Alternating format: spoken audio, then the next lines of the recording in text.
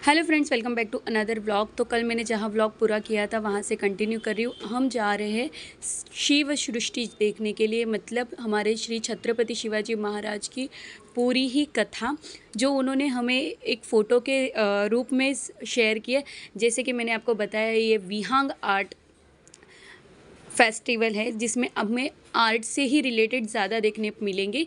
तो यहाँ पर देखिए, हर जगह पे जहाँ जहाँ हमारे श्री छत्रपति शिवाजी महाराज ने किला जीता था, और जिन उनके नाम पर जो जो किले थे, फोर्ट जिसे कहा जाता है, उनकी सारे ही पिक्स एंड डिटेल्स भेजी थी। और जहाँ मैं आपको उंगली करके बता रही थी ना, एक्चुअली वो जंजीरा किला था जिसमें मैं घूम के आई हूँ। तो मैं वही शेयर कर रही थी कि ये एक जगह पर मैं गई हूँ, और महाबलेश्वर में जो प्रतापगढ़ है वहाँ पे मैं गई हूँ।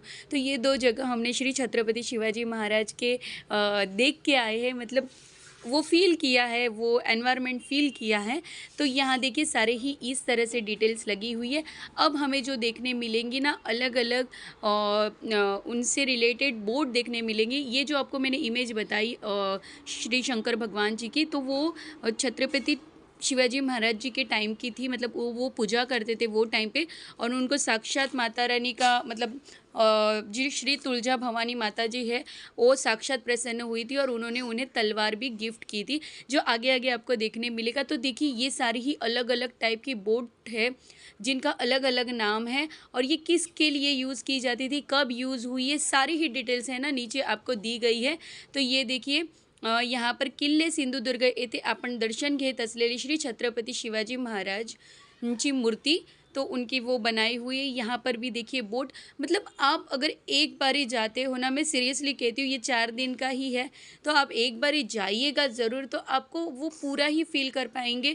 और दूसरी बात, आपके बच्चों को भी सीखने मिलेगा, क्योंकि हमने तो पढ़ाई कर ली है, हमारे इतिहास हिस्ट्री सब्जेक्ट में ये सारी चीज़ें आई थी, बट अब आने वाली पीढ़ियों को भी ये सारी चीज़ें आने वाली है, तो ये उनको सिखाना ज़रूरी है। तो देखिए, यहाँ पर अलग अलग बोट डिफरेंट डिफरेंट टाइप्स के हैं। तो यहाँ पर मैं आपको वही शेयर कर रही हूँ। उसके बाद हम फर्स्ट दिन में गए थे, बट फिर भी इतना ट्रैफिक था ना, क्या ही बताऊँ।